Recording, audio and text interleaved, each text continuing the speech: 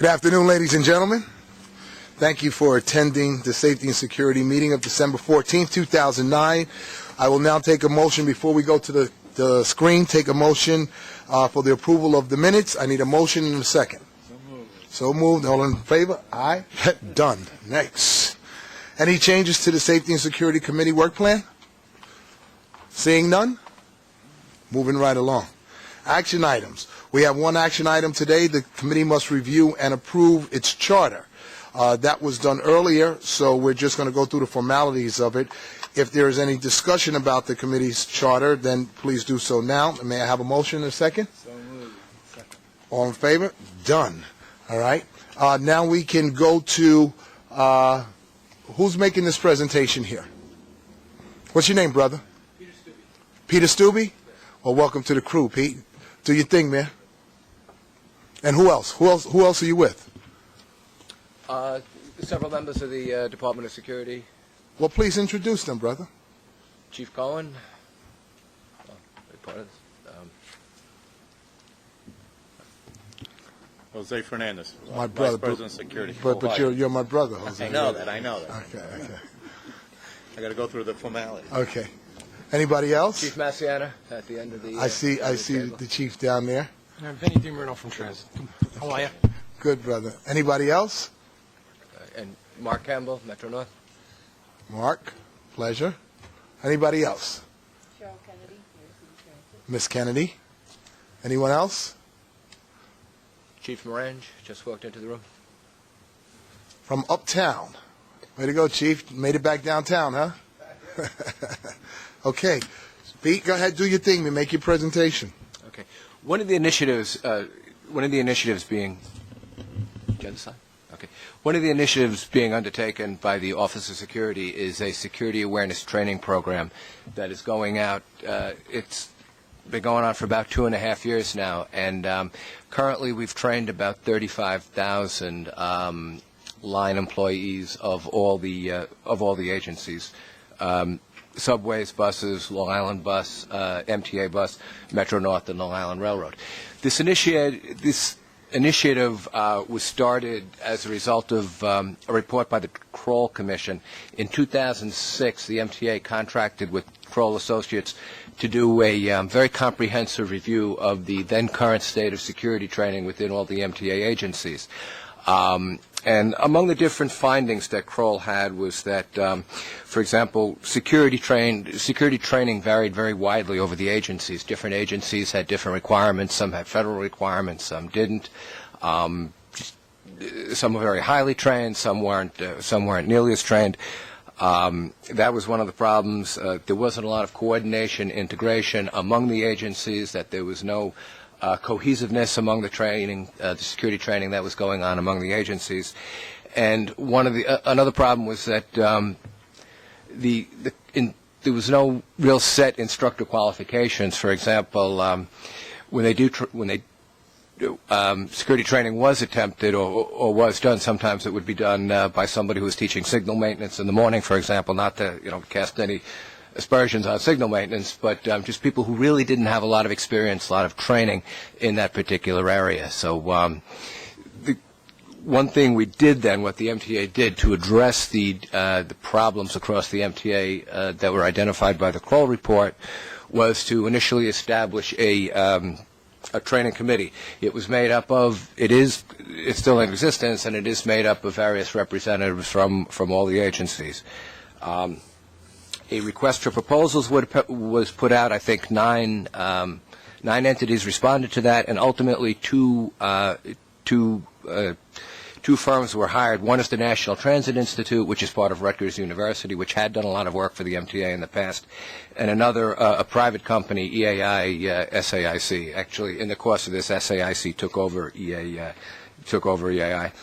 Ultimately, a 6-hour block of instruction was created. It's currently done. It's being done for the past 2 years, and will continue to go in 3 separate blocks on 2 different days. When we started this right off the bat, everybody told us that there's no way that we can cut people loose for a full day, so we're going to have to find out another way to do this. And so this is how we're doing it. We're doing it 2 3-hour blocks. The training started. EAI, the two entities that we hired, EAI is doing the subways and the buses, and NTI, the National Transit Institute, is doing Metro North and Long Island. They're doing the railroads. We're doing them around the system. Right now, right at this moment, this class is going on at Zariga Avenue for buses, PS 248 for subways. We do them around the system, around the clock. For example, last week we were up at 239th Street doing primarily the 2 line. And we were doing classes during the day. I think a couple of nights we had them at from 11 p.m. to 2 p.m. To 2 a.m. We have done them at 3, 4 in the morning. Just to the idea behind that is just to maximize the number of people that we have in the classes, those on-duty people that are working. So we think by doing that, by varying the locations around the city, by varying the times, and also having 2 fixed facilities, one being PS 248, the Transit Learning Center, and Zariga, as I mentioned, that we're getting a pretty good bang for our buck there, because we are bringing in outside trainers to do this. And as I said, Phase 1 and Phase 2. Phase 1, well, I'll talk about Phase 1 in a second. But we started this thing in September of 2007. We started with subways out of PS 248. And the 2 phases that we have, we just completed this with Long Island Railroad in November. Phase 1 is broken up into a class on recognizing and identifying suspicious activities, and then another 1-hour block on crisis communications. That constitutes the 3 hours of Phase 1 that I've spoken about. And these are some of the things: vulnerabilities within the system, methods of gathering information, etc. I won't read to you off the slides, but that's what we're going over with people in the class, and it's being very, very well received. That started September of 2007. It finished up, as I said, with the very last agency to finish up this Phase 1 was Long Island Railroad, as I said last month. We can't go on a separate schedule. We can't go on a one schedule for everybody just because of the requirements of the agencies. For example, we do buses when they come in. Buses takes a full 2 years to do each phase. The reason being is that we're doing it up at Zariga Avenue when they take their 19A training. So every 2 years, a bus driver comes in, a bus operator comes in to have a ride, and he or she is observed, actually drives the bus in the presence of an evaluator, of an instructor, and that takes place every 2 years. So we have half the day they do that, and then the other half of the day we have them in the security awareness program. So it's different time frames to train each agency. It's just the way it goes. So yes, sir. Let me just ask you a question. Do you have any statistics on how many people were apprehended and or involved with police activity because of the training that has been going on? In other words, has the staff or the members of the organization gotten that much more involved with reporting suspicious activity and crimes? And if you do, what kind of numbers do you have to show that?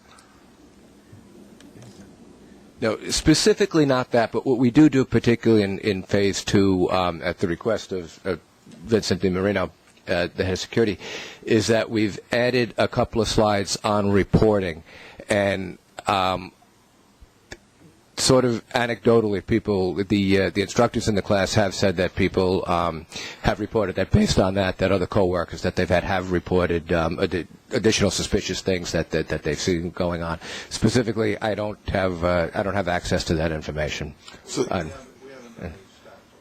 So do you think that you could start doing some stats on it so that it more or less justifies the training that's going on and whether or not it works? Because other than that, if it's all right with the chief, if I speak, just from Transit's perspective, this is a difficult battle that's being fought nationwide. CompStat, you're fighting crime. Precinct commander comes to work on a Monday morning and his crime stats or her crime stats are on a desk, and they could see the actual quantitative results of their work. We had a robbery problem. I attacked it. I deployed. My robberies went down 10%. When you're fighting terrorism and countering, and I'm not telling you anything you don't already know, there are people who say this is a tremendous waste of money, nothing's happened. We say nothing's happened because of all the money that we've spent and all the work that we've done. So while you may not be able to put a quantitative measurement and say, well, there's 6% less like you can with robberies, we feel very strongly that as a result of all of our initiatives that we're putting together under the direction of Chief Morange, the training being one component of it, that's why nothing has happened. The interagency counterterrorism task force does do what they refer to as red letter drills, in which case they'll walk up to a bus operator, to a train operator, a conductor, hand that person a letter and say, if this situation were to happen, an explosion, terrorist attack, something like that, how would you handle this? What would you do? What would the notifications that you would make, how would you really start to put the wheels in motion to the whole system?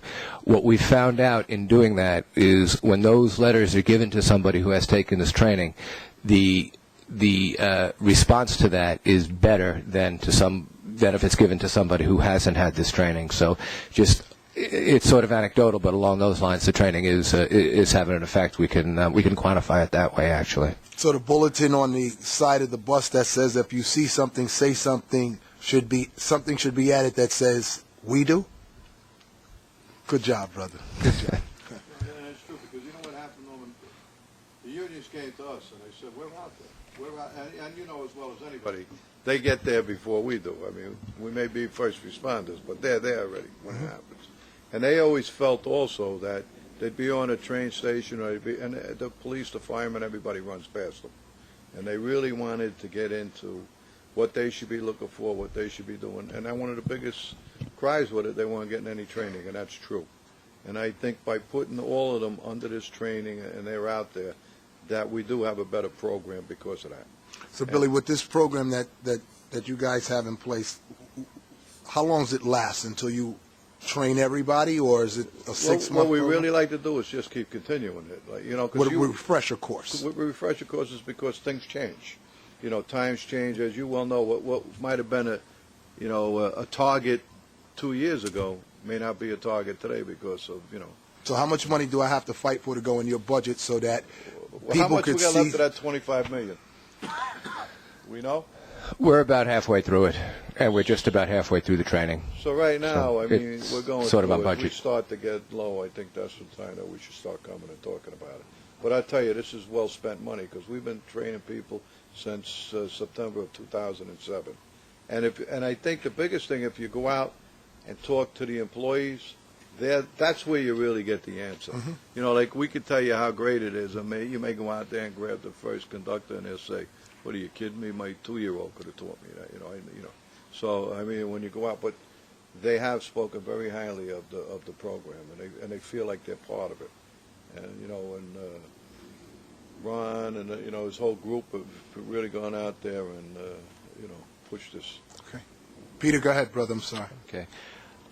Phase 2, which we started with subways back in July, buses we started October, and Long Island Railroad at Metro North we hope to start in January. We do a review of Phase 1, and then we do some modules on customer management, surveillance, crisis communications.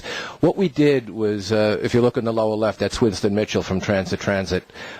We used his group to his unit, his audiovisual unit, and we filmed scenarios, about 10 or 15 different scenarios, some for buses, some for subways. We're currently in the process of editing what we did with Metro North and Long Island, in that we show scenarios that take place, suspicious packages, problem customers, smoke conditions, things like that, and then we show perhaps one way of dealing with it. You'd take a look at that. You'd watch the actors and what they do, and then was that so good? Can we do that in a better way? And then we filmed a bad and a good way to do things, and it gets a discussion going within the class about how you would handle such incidents. And it seems to be going over very well.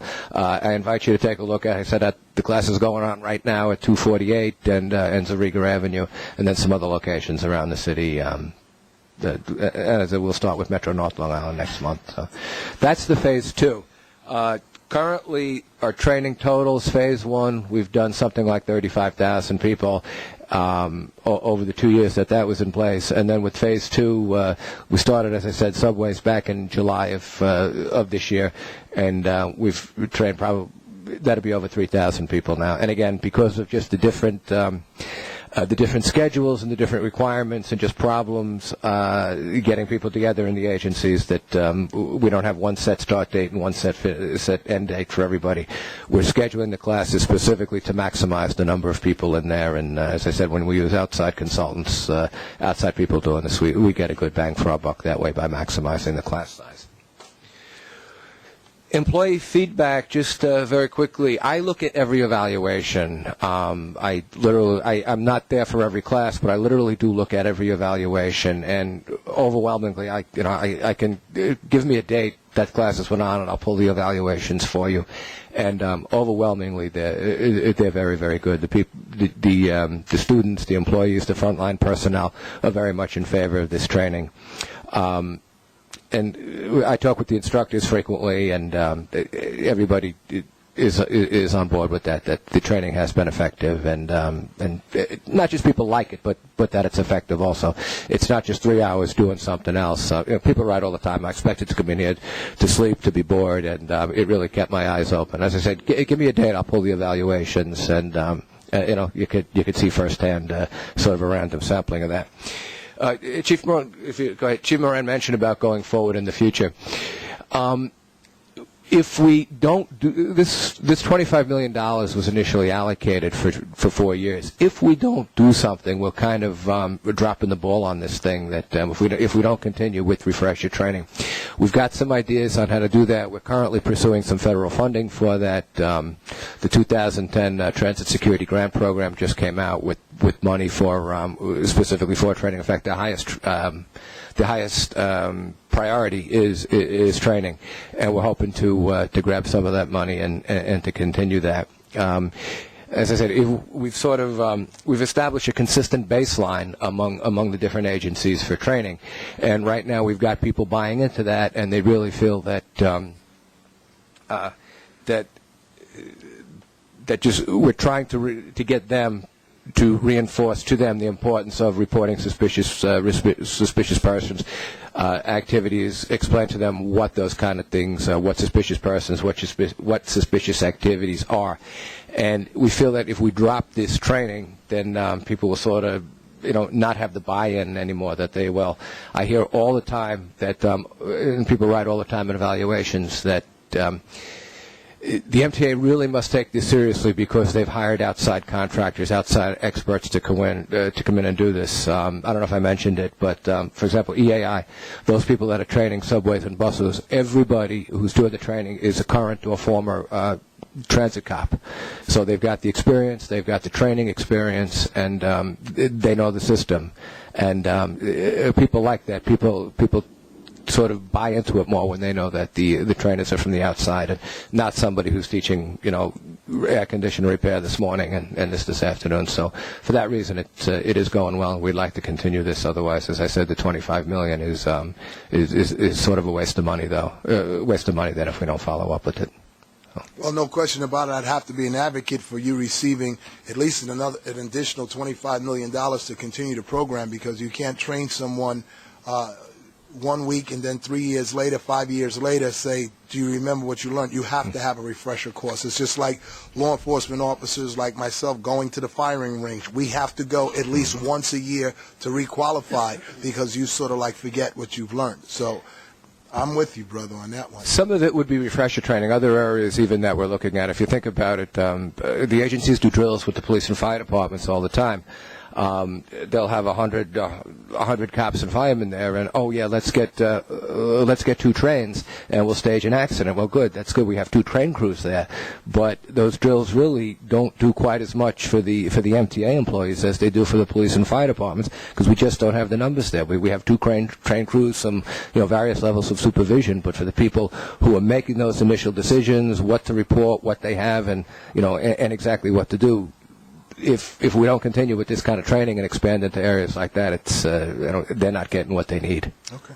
Why we do that red letter drill stuff, because they go out and our own employees just have to handle it and then see how they're going to respond to it.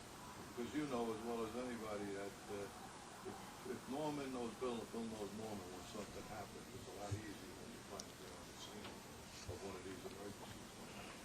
We're going to continue to look for federal money for this. Ronnie and Bill knocking on doors, not only for the construction projects, for training, for overtime, for other things that we could do. Especially with the MTA, where it's, every year, we're part of the overall picture, and we fight for every dollar that we can get. Fight with you, Billy. You do. Fight with you. Go ahead, Pete. That's it. That's it? Yeah. You're done? Any questions I can? Come on, you Absolutely. can't be done. You're getting me hyped up about this program, and you stop? We got some good ideas about what we'd like to do down the road, but that's up to you folks to help us out with that one. Wait, I have questions from Susan. Susan? Well, I apologize for being tardy in my arrival. It was my understanding that you had some funding going into 2010. Am I wrong about that? The initial funding was from 2007 and was to go on for 4 years, and it's actually 2007. It's 2007, 8, 9, and 10 are construed as the 4 years. In order to, the money is there, but we need to get the board to reallocate it actually to continue, as part of the $25 million. For example, as I said, buses is going to take a full 2 years, and that's going to go into 2011. So it's that same $25 million. It just has to be approved to be spent in those following years Okay, I understand. for this phase one. Thanks. Anybody have any other questions, comments that they'd like to make? None? So you guys don't need no radios, you need no other equipment, you have enough dogs, everything is good, right, with MTA? Dogs are fine. I love my dogs. I don't like dogs like that. How do we make out with the money that we gave you for the acreage upstate, or something that, what it was, Chief, refresh my memory? Yeah, purchase of acreage upstate for the K-9 facility. That's what MTA Real Estate and the contract's being negotiated. It's not signed yet, but we have a location. The money was allocated, it's there, Yes. it's ready to go. Was that Yes. also allocated? Yes, it's in the capital. And it's in the place in Dutchess County? I get a little confused. Yes, Yeah, it is Dutchess. that's Dutchess. I'm trying to, yeah, it is Dutchess. Okay. Goes Yes. through the jail up there. Really? It's an ideal Ideal spot. spot. Actually has a track running through it. We could use it for training. We get a train up there, and it's large enough to do the K-9 and other training as well. When can we take a tour up there with you? Well, as soon as we sign on the dotted line and own it. What's Yeah. the holdup with that? It's just with MTA Real Estate now. That's all. And they're working very, they're working very good with us. I think it's just a matter of ironing out, the finalities of it. The dogs do very well. Doing this 4 times a year. They're well- I love that. Listen, I have a We- shepherd at home, and That's why we you built- can have them too. That's why we built that unit up, because as you well know, they're the best technology there is out there.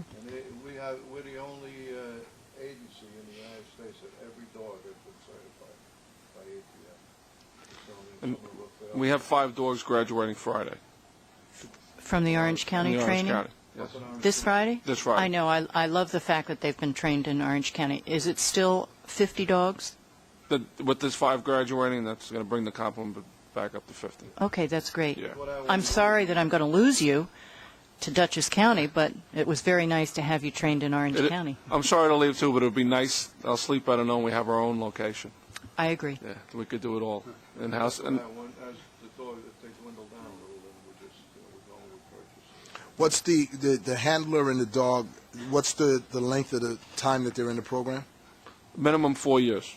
I mean, no, for training. I'm sorry. Oh, for training, it's 5 or 6 months, and then we do 16 hours a month training as well. Each dog, the current dogs as well. 5 or 6 months, 8 hours a day, 5 days a week. Yeah, it's That's an intense it's training. intense training. That's intense training. You know, It's evident by the dogs. it's helpful. Mm-hmm. It's helpful to have more information in Dutchess County and that area, because people don't understand why we're paying what seems to them to be an awful lot of money for a dog training place.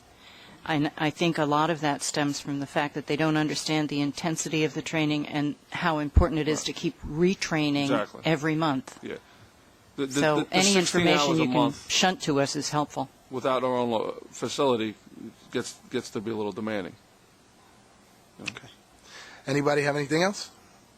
Nothing? Okay, I'll entertain a motion to adjourn. Yeah, that too. That's all right. You stepped in for me plenty of times, sister. You don't need to apologize. You have my back all the time, and I appreciate it. Next month, Billy's going to run the meeting for me. I'm going to be out, you know. I'll entertain a motion to adjourn. All in favor? Aye. Thank you, guys and gals, for coming down.